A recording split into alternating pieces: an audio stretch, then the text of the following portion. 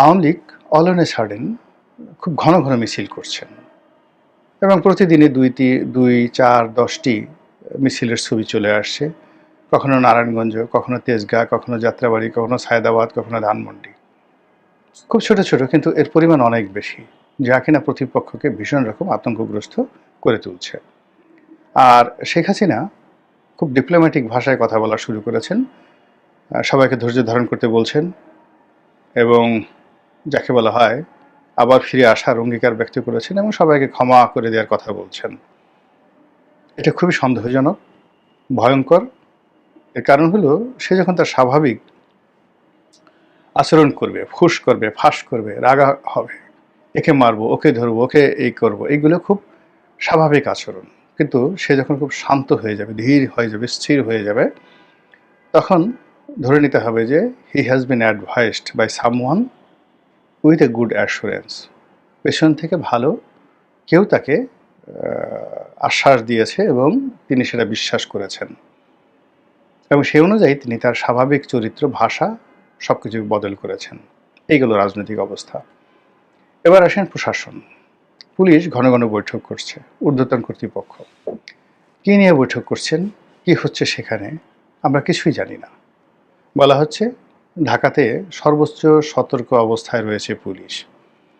এখন পুলিশের যে চেইন অফ কমান্ড, সেই চেইন অফ কমান্ডে তারা সর্বোচ্চ সতর্কতায় থাকলে কি হবে, আর এখন যেভাবে আছেন সেভাবে থাকলে কি হবে, এটা একটা $1 মিলিয়ন প্রশ্ন।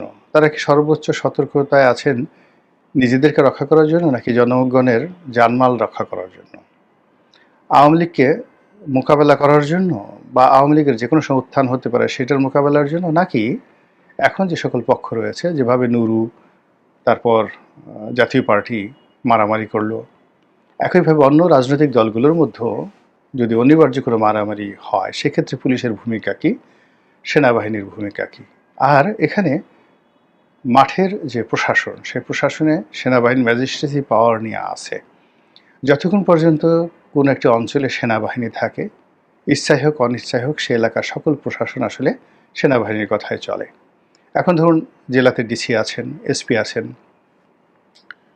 উপজেলাতে ওসি সাহেব আছেন, টিওনো সাহেব আছেন, কিন্তু ওই এলাকাতে ধরুন একজন মেজর আছেন, জেলাতে একজন লেফটেন্যান্ট কর্নেলের দায়িত্বে যে সকল অফিসাররা আছেন, ইচ্ছাই হোক অনিচ্ছা হোক মানুষের নজর কিন্তু সেই সেনাবাহিনীর দিকে, এবং এটাই বাস্তবতা।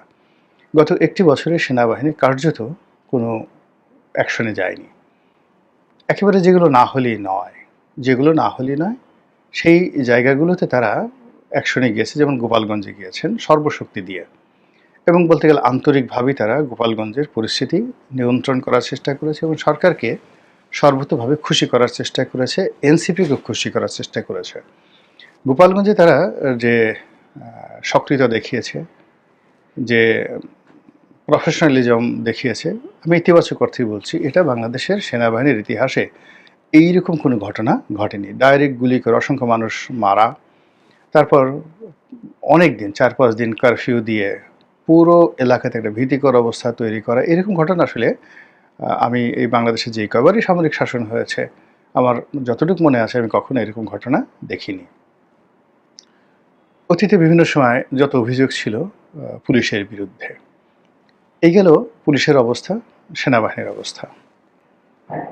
এবং গত কয়েকদিনে টেকনাফ থেকে তেঁতুলিয়া পর্যন্ত, শহরে বন্দরে গ্রামে, স্কুল কলেজ মাদ্রাসায়, শিক্ষা প্রতিষ্ঠান, ব্যাংক, বিমায় আসলে কি ঘটে চলেছে। আমরা এই ঢাকা শহরে যারা বসবাস করি, ঢাকাতে আমরা কিসের গন্ধ পাচ্ছি, কি সেই গন্ধ? চারিদিকে যেসব আওয়াজ আসছে, যে সকল কথাবার্তা হচ্ছে, এবং পুরো আগস্ট জুড়ে যা কিছু ঘটেছে, তার প্রতিক্রিয়া সেপ্টেম্বর মাস এসে কেমন যেন একটা এলোমেলো অবস্থা, সবার মধ্যে অশান্তি, সবার মধ্যে আতঙ্ক, এবং যে সকল ঘটনা, নজিরবিহীন ঘটনা ঘটছে, একটির সঙ্গে অন্যটির তাল মেলানো যাচ্ছে না। যেমন ধরুন মুক্তিযোদ্ধা ফজলুর রহমান, ওনার বাসার সামনে কিছু তরুণ এবং তরুণী, অল্প কয়েকজন, 7 থেকে 8 জন, তারা একটা মব করার চেষ্টা করলেন। এবং সেই মবের পূর্ণ সমর্থন জানানো হলো সকল পক্ষ থেকে, এমনকি বিএনপি থেকে। এবং মবের ভয়ে বিএনপি তাদের একজন সিনিয়র নেতা, বিএনপির দুঃসময়ের কাণ্ডারি, যখন বিএনপির পক্ষে কথা বলার লোক ছিল না, জিয়াউর রহমানকে নিয়ে, তারেক জিয়াকে নিয়ে, বাংলাদেশি জাতীয়তাবাদকে নিয়ে, শেখ হাসিনার দিকে তাকিয়ে আঙ্গুল উঁচিয়ে যখন বিএনপির পক্ষে কথা বলার একজন সিঙ্গেল লোক ছিল না, তখন যে মানুষটি আঙ্গুল তুলেছিলেন, শেখ হাসিনাকে চ্যালেঞ্জ জানিয়েছিলেন, সেই মানুষটির নাম ফজলুর রহমান। তিনি বিএনপিতে কবে যোগদান করেছেন আমি বলতে পারবো না, তবে নিঃসন্দেহে এটা অনেক দিন হয়ে গেল। এবং বিএনপির যে সুখ সময়, যে সময়টিতে একেবারে বিএনপির খুব তেলে ঝোলে অবস্থা, সেই সময়টিতে ফজলুর রহমান বিএনপিতে ছিলেন না। অর্থাৎ বিএনপির যে সুযোগ এবং সুবিধা, ওটা তিনি কখনো পাননি। বরং বিএনপি যখন অচল অবস্থা, বিএনপি যখন খারাপ সময়, পুরো সময়টি তিনি সর্বোচ্চ মেধা, যোগ্যতা, শক্তি, সামর্থ্য দিয়ে তিনি দলটিকে সাপোর্ট করেছেন। আর সেই দলটি তাকে মবকারীদের হাতে তুলে দিয়েছে। এখন এখানে দুটো বিষয়। প্রথমত মবকারীদের ক্ষমতা, 6 থেকে 7 জন তরুণ তরুণী, তাদের ক্ষমতা, অথবা বিএনপির দুর্বলতা, এই গেল একটা। অথবা বিএনপির নিকট জনাব ফজলুর রহমান বা ফজলুর রহমানের মতো যারা লোকজন বিএনপির দুঃসময় ছিলেন, বিএনপি আসলে তাদের সুসময়ে এই লোকগুলোর কর্মকাণ্ড স্মরণ করতে চাচ্ছে না। এটা হয়, সবসময় হয়, প্রকৃতিতে হয়। কিভাবে হয়? ধরুন আপনি একটা সময় খুব দুরবস্থার মধ্যে পড়েছেন এবং আপনার অনেক লোক আপনার সহযোগিতা করেছে, আর রাতারাতি আপনি মন্ত্রী হয়ে গেলেন, এমপি হয়ে গেলেন।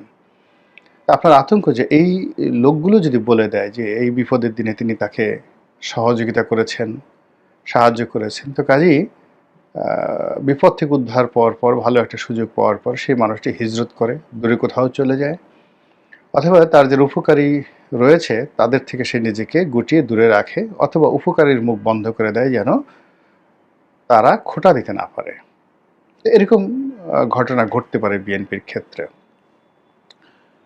অথবা বিএনপি এমন কারো মনোরঞ্জনের চেষ্টা করতে পারে, যে চেষ্টা বলতে গেলে অনেকেই করে। এনিওয়ে, বিএনপি যে কাজটি করেছে সেই কাজটির পরে সরকারও ঠিক একই কাজ করে যাচ্ছে।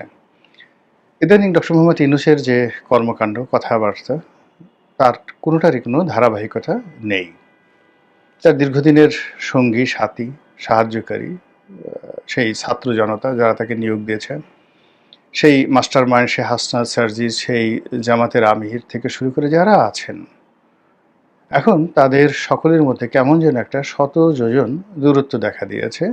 আর ঠিক সেই জায়গাতে তিনি বন্ধু হিসেবে বিএনপিকে যেভাবে নিয়েছেন, ওটার মধ্যে কোনো বন্ধন তৈরি হচ্ছে না। বিএনপি তাকে ট্রাস্ট করতে পারছে না, পাম্প দিচ্ছে কিন্তু বিশ্বাসের মধ্যে আনছে না, অর্থাৎ বায়ু দিচ্ছে কিন্তু বিশ্বাস এবং আস্থা আনতে পারছে না।